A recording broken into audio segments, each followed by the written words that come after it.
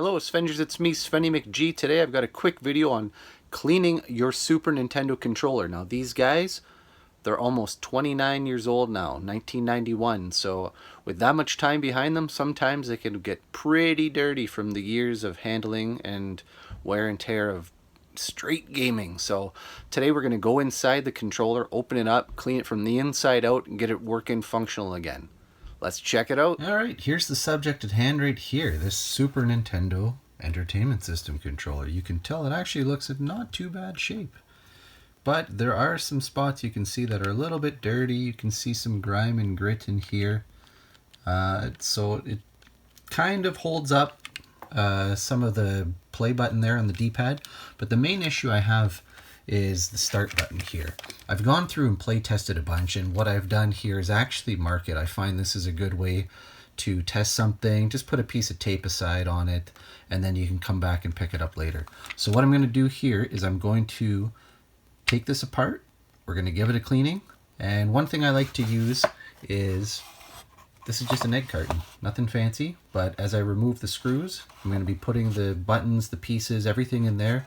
It's an easy way. It's obviously a very cheap way of going ahead and just putting your pieces aside so you can retrieve them later and remember what order they came in. So let's get started. Alright, for starts here, we're going to have to remove 5 of these Phillips or crosshead screws. So let's go ahead and get those out of there and see what's underneath the shell. Alright, the screws are out. Let's go ahead and take that back panel off. As we remove it, doesn't look too bad inside the inner shell, but let's see what else we've got underneath here. So of course, we've got our L and R buttons on top here. Let's go ahead and pull those out. They just slide right up.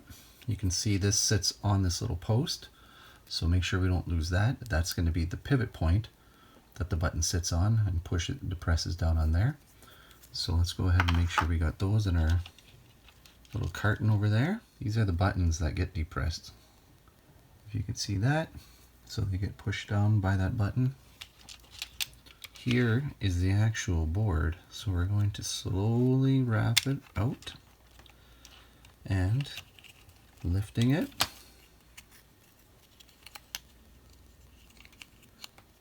There's our A, B, X, Y, and they're actually labeled right on the board itself.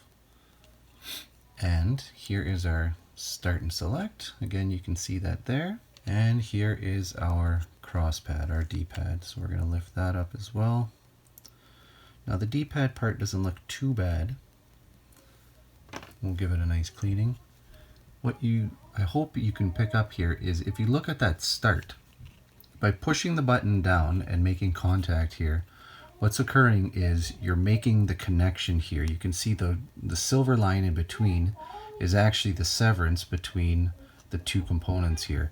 So the circuit runs up, and when you press down on it, you're making the full circuit cross through. It knows that you want to hit start. Right now, it looks very dirty, so we're going to clean that and make it work. You can see, as I said, right here, there's even almost an imprint of the circle being pushed down.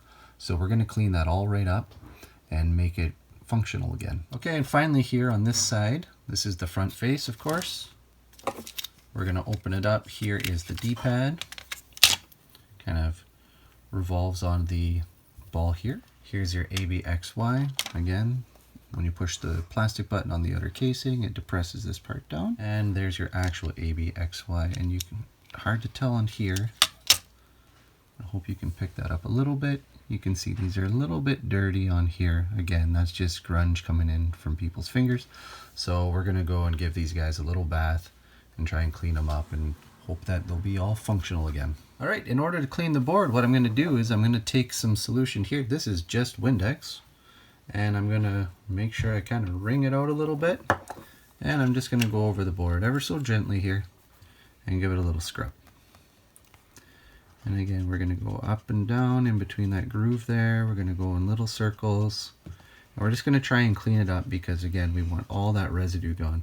So you can see it's immediately picking up some of the dirt. Some people call it graphite. I'm not sure exactly what it is, but we don't want it on there.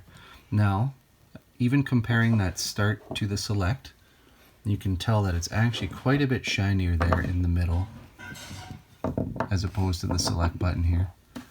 So between the two here, like I said, just going over it, giving it a little scrub, and going over the board itself.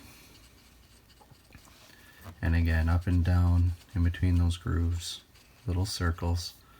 And then what we can do is take the dry end and just try and get the rest of that grime off. And again, just little circles here. Clean it all up nice.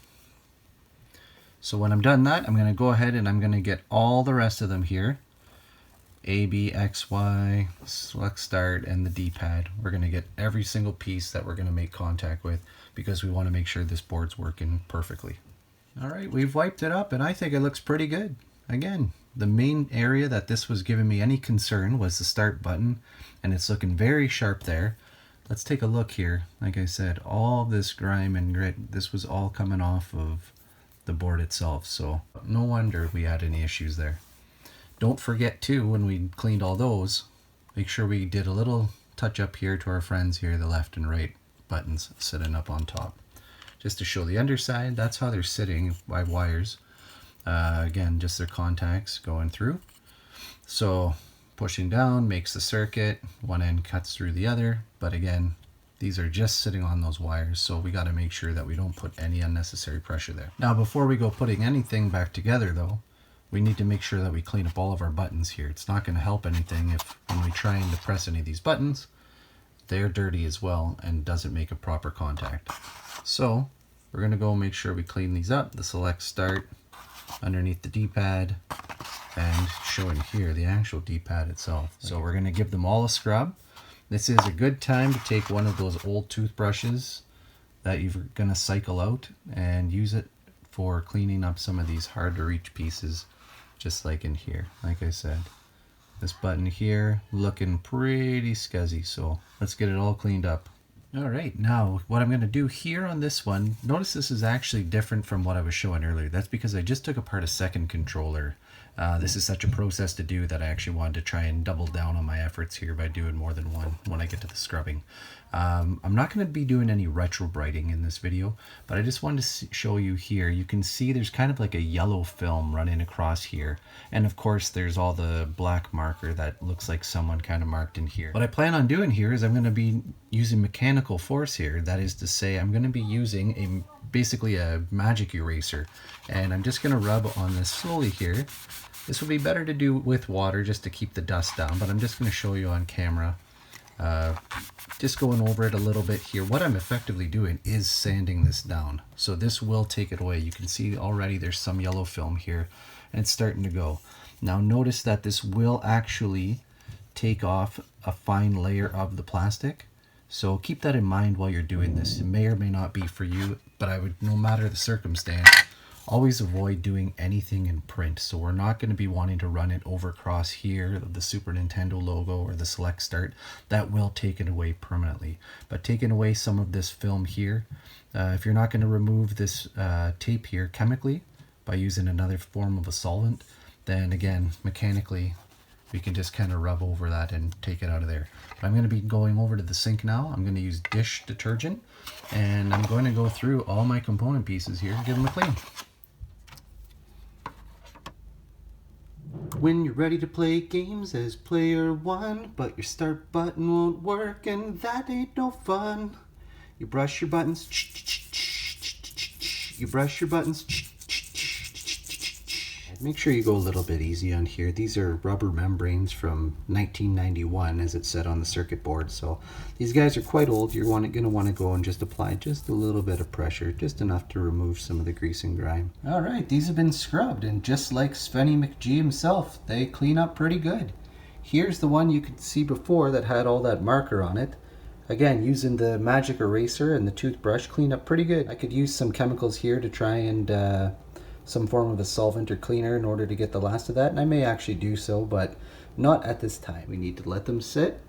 We're going to let them thoroughly dry, and then we can go ahead and reassemble. All right, after washing them up yesterday, I let them sit overnight, and now we're ready to reassemble the board. Now this part here is going to be a little bit of a memory game, so we're going to go through it here. Put in the D-pad, and of course, we're going to follow that up by making sure that's sitting on the pillar. We have our select start. I don't think it matters which way this goes in. Either way, you can tell it's kind of cut. It's got the beveled, so it doesn't much matter. Now, interestingly here, you can see it says yellow, purple, red, blue, and then you've got your green, lavender, showing arrows here. Now, of course, we only have 2 colors here for our ABXY. These colors here actually indicate the colors that you see on a Super Famicom controller. So just note that when you see that. Of course, we're going to have our 2 purple ones here, the convex ones on the bottom, A and B, and we're going to have XY seated on top. You should note too that you can't screw this process up because each of these actually has a little tab, so it's going to make you seat them in the proper spots. This one, of course, will not fit here, but will slot in there just nicely. Now, same thing, it doesn't matter what side, so long as you have these sitting over top of the posts here. Now we can put in our left and right on top, and of course we have to be mindful that because the controller's backwards, left is actually on this side, but again, we can take ease with that because there is a little R and an L noted here on the board. So we're going to go ahead and put these posts in at top. We have our buttons that are going to depress down on here. And we've got our left sliding in just over top. And our right. Same thing. This, of course, goes on the pillar post as a pivot point and slides down just over top.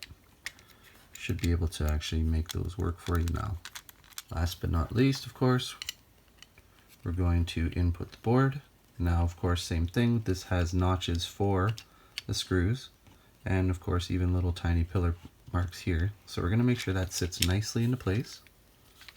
Everything's where it needs to be. Make sure the L and R here are seated, and this part here simply goes over and under and back through. Let's close it up. All right, we've closed it up. Everything feels pretty good. Select start, D-pad, L and R. We've got to put back in our 5 screws, and we're gonna do that right now.